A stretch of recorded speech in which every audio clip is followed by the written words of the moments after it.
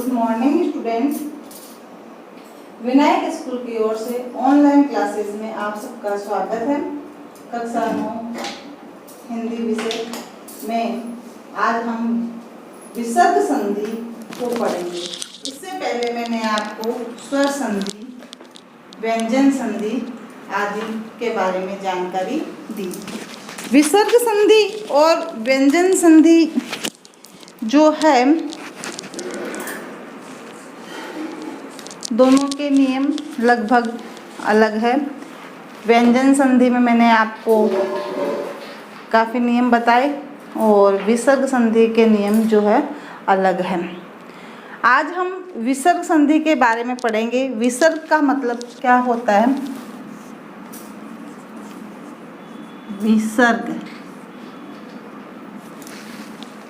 विसर्ग इस प्रकार से होता है।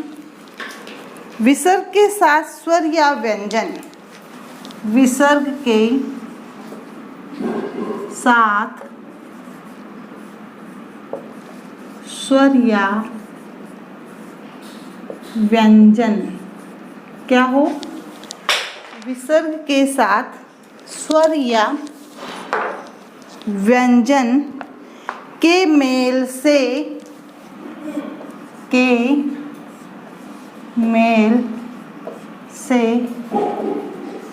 जो विकार उत्पन्न होता है। विसर्ग के साथ स्वर या व्यंजन के मेल से जो विकार उत्पन्न होता है उसे विसर्ग संधि कहते हैं।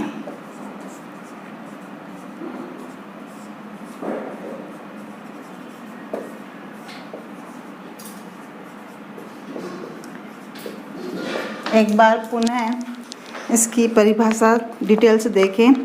यदि किसी शब्द के अंत में विसर्ग ध्वनि आती है और बाद में आने वाले शब्द के स्वर अथवा व्यंजन का मेल होने के कारण जो ध्वनि विकार उत्पन्न होता है वही विसर्ग होता है। किसी शब्द के अंत में विसर्ग आए, उसके बाद में स्वर या व्यंजन का मेल हो तो उससे जो उत्पन्न विकार होता है उसे हम विसर्ग संधि कहते हैं।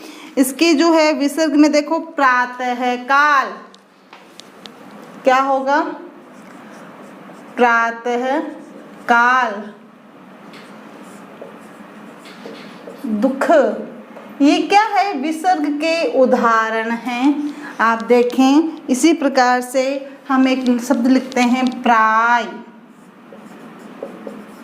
आदि। ये क्या है? विसर्ग के उदाहरण है। प्रातःकाल, दुख, प्राय आदि। प्राय में भी देखो विसर्ग लगेगा यहाँ अंत में। अब इसके नियम, जैसे हमने व्यंजन संधि के नियम पढ़े ना बच्चों, वैसे ही विसर्ग संधि के भी नियम होते हैं। नियम नंबर हम 1 पढ़ेंगे। इस नियम नंबर 1 में क्या है? यदि विसर्ग के पूर्व अ हो, क्या है?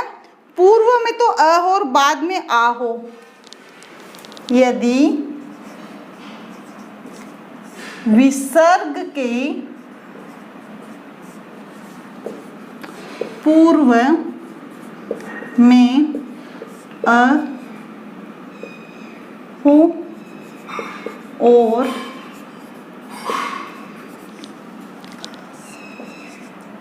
बाद में आ, क्या हो? पहले तो अ हो और बाद में आ हो तो दोनों का विकार, अब इसका और इसका दोनों का विकार, दोनों का विकार ओ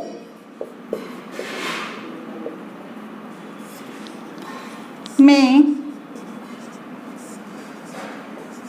बदल जाता है। एक बार देखो वापस से, थोड़ी सी कठिन है विसर्ग संधि, इसलिए विसर्ग का चिन्ह मैंने आपको बताया है। विसर्ग के साथ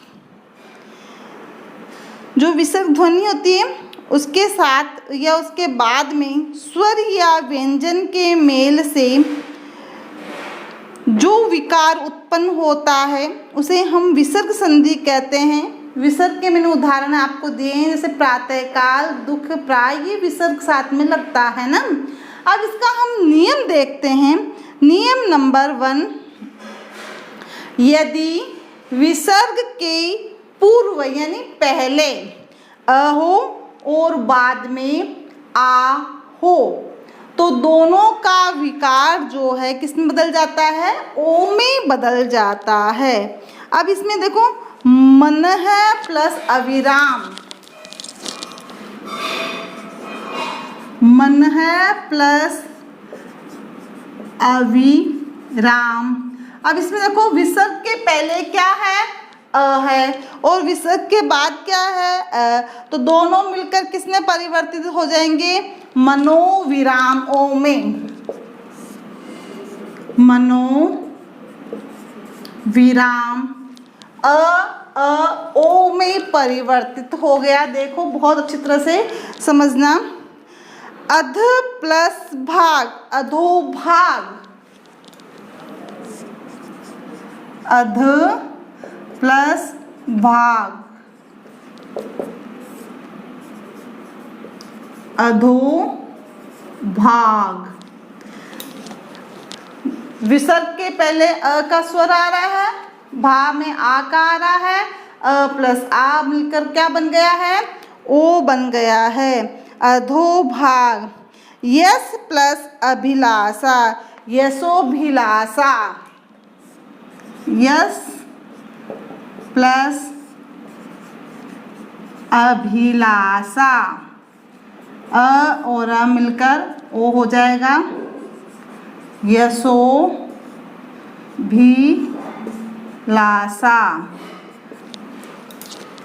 क्या हो गया? यशोभिलाषा। मनः प्लस अनुकूल,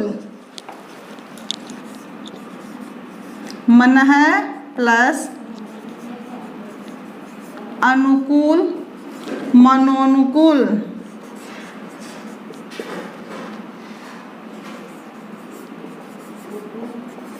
इस प्रकार से मैंने आपको नियम नंबर 1 के 4 उदाहरण बता दिए।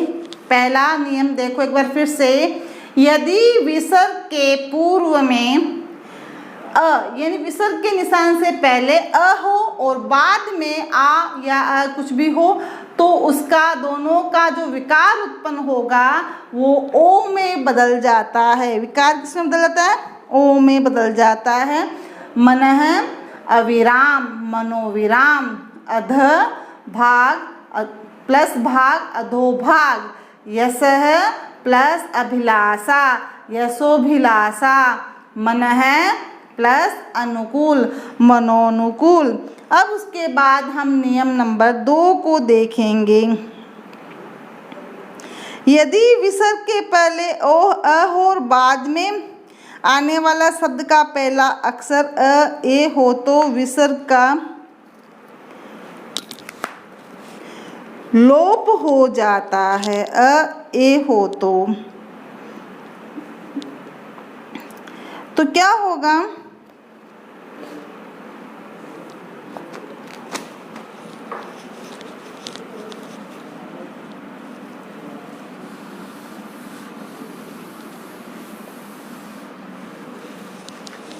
नियम नंबर 2, नियम नंबर 2 में हम देखेंगे कि यदि विसर्ग से पूर्व अ हो, क्या हो?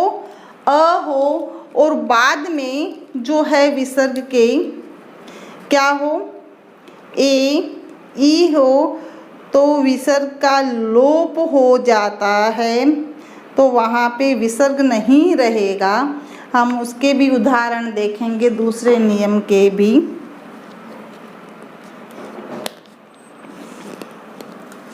नियम नंबर 2, यदि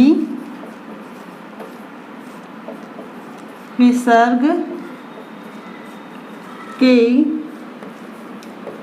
पूर्व में अ हो और विसर्ग के बाद ए ई ए हो तो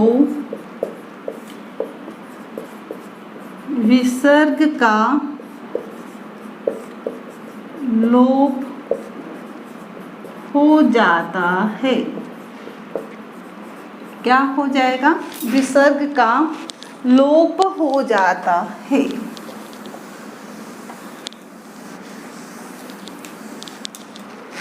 अब विसर्ग का लोप हो जाएगा तो अतः प्लस एवं, इसका उदाहरण देखें।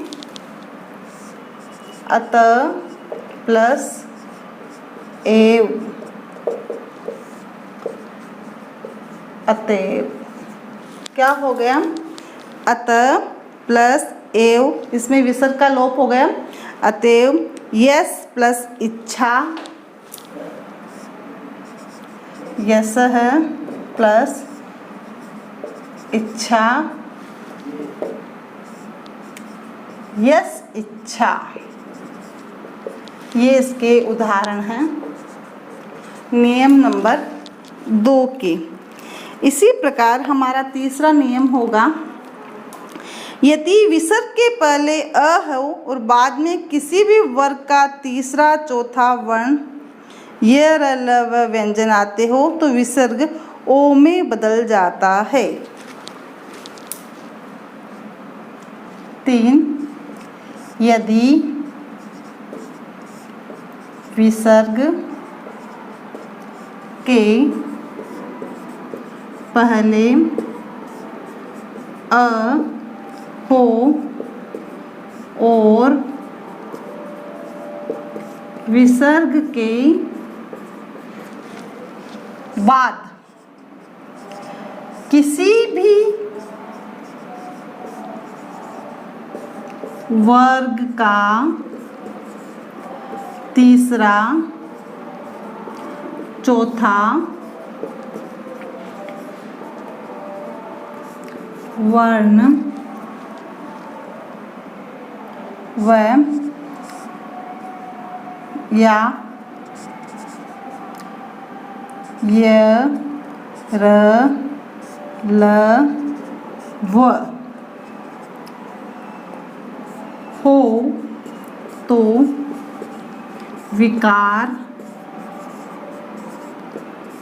ओ में बदल जाता है। किस में बदल जाएगा? ओ में बदल जाता है। एक बार नियम फिर से पढ़ें। यदि किसी वर्ग के पहले अ हो तथा बाद में किसी भी वर्ग का तीसरा चौथा वर्ण या य र ल व व्यंजन आते हो तो विकार ओ में बदल जाता है। अब इसके हम उदाहरण देखेंगे। तप प्लस 1, तपोवन। क्या हो जाएगा बेटे? तप प्लस 1 बराबर तपोवन। ओ में बदल गया ना, विसर्ग के पहले अ है और बाद में क्या है? किसी भी वर्ग का तीसरा चौथा वर्ण है, तो ये या य र ल व है तो व आया वन, तो तपोवन। इसी प्रकार से हम दूसरा उदाहरण भी इसका देखेंगे। अध प्लस गामी, अधोगामी। अध प्लस गामी प्लस हो जाने पर क्या हो जाएगा? अधोगामी। देखो विसर्ग के पहले ध है और फिर है आ रहा है, फिर तीसरा वर्ण ग आ गया है, तो ओ में बदल गया है अधोगामी। ऐसे ही मनोविज्ञान, मनः प्लस विज्ञान,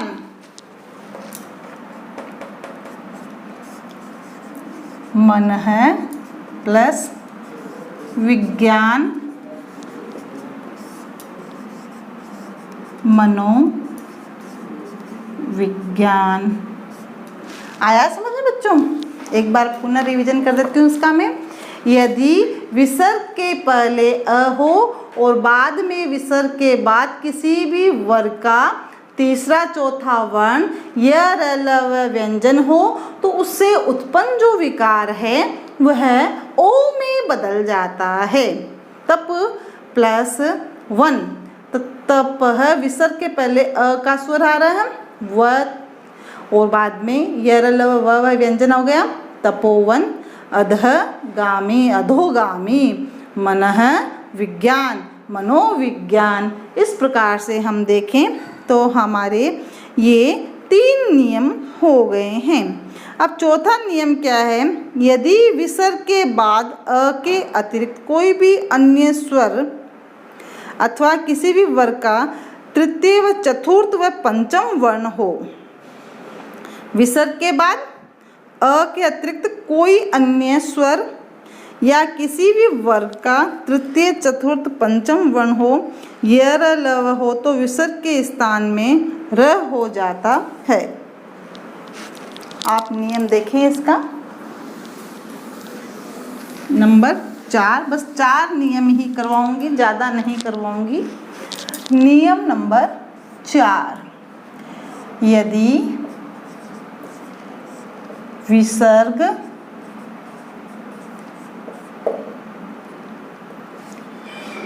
के बाद अस्वर को छोड़कर सभी स्वर व प्रत्येक वर्ग का तीसरा चौथा पांचवा वर्ण अथवा य र ल व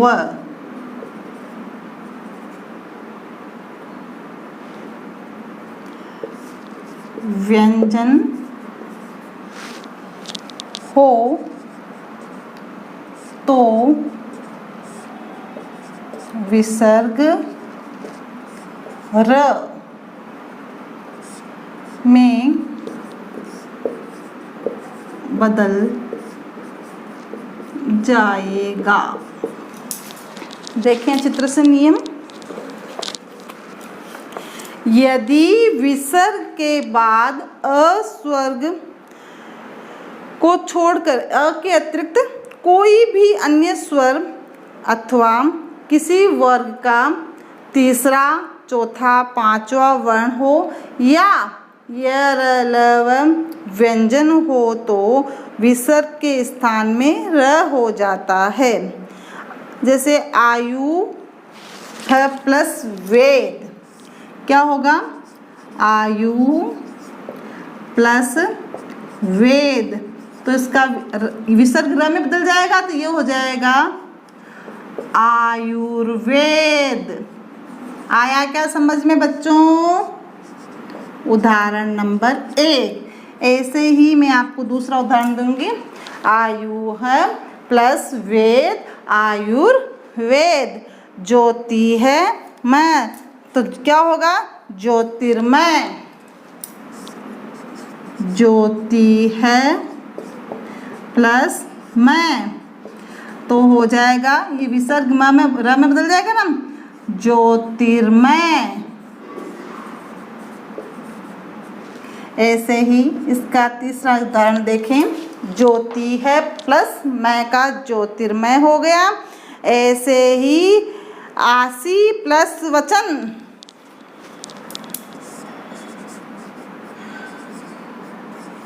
आशी प्लस वाद भी होता है बराबर आशीर्वाद। आया क्या समझ में? आशी है प्लस वचन का भी आशीर्वचन हो जाता है। धनुर्धारी का हो जाएगा धनु है प्लस धारी। बस 4 उदाहरण ही बताऊंगी मैं। धनु है प्लस धारी,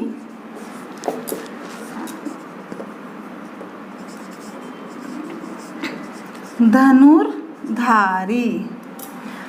समझ में आएगा? देखें, इसको एक बार वापस रिवीजन कर दें इस उदाहरण का, नियम का, ताकि आपके समझ में आ जाए। नियम नंबर 4, यदि विसर्ग के बाद अस्वर को छोड़कर यानी अन्य सभी स्वर हो, अ को छोड़कर अन्य सभी स्वर हो और प्रत्येक वर्ग का तीसरा, चौथा, पांचवा वर्ण हो और यरलव हो तो वह व्यंजन, यरलव व्यंजन हो तो वहाँ जो विकार उत्पन्न होगा तो वो विसर्ग जो है, वहाँ का जो विसर्ग है वो विसर्ग र में बदल जाएगा।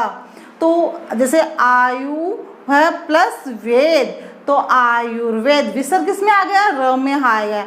ज्योति है प्लस में ज्योतिर्मय, आशी है प्लस वाद आशीर्वाद, धनु है प्लस धारी धनुर्धारी।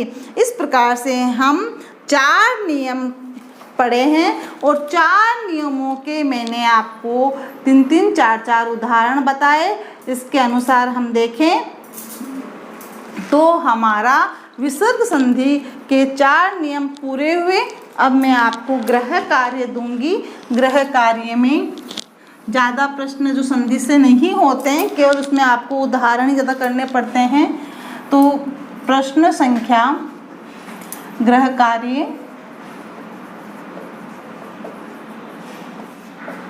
प्रश्न संख्या 1, व्यंजन संधि व विसर्ग संधि में अंतर बताइए। प्रश्न संख्या 2,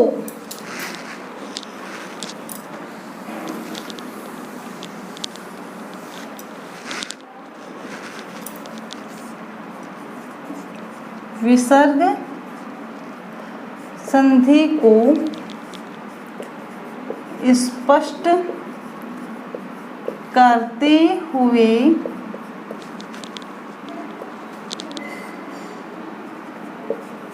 प्रत्येक 4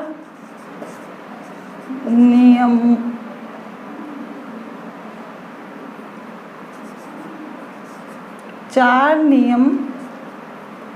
के